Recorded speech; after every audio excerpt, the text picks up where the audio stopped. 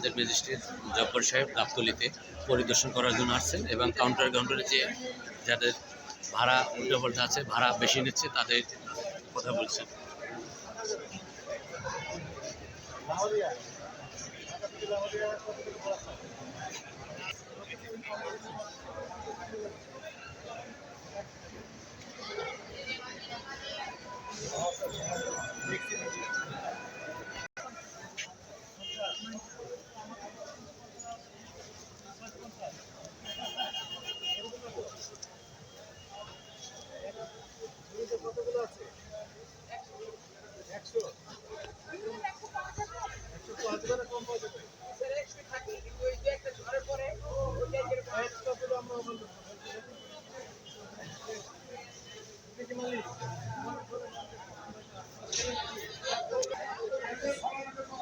উনি ম্যাজিস্ট্রেট জব্বর সাহেব ফলের দোকানে এসে জিজ্ঞাসা করছে লিচু থোকায় কত পিস আছে, তো বলছে 100 পিস। উনি লিচুটা গুনে দেখতে চাচ্ছে জনগণ ঠকে কিনা।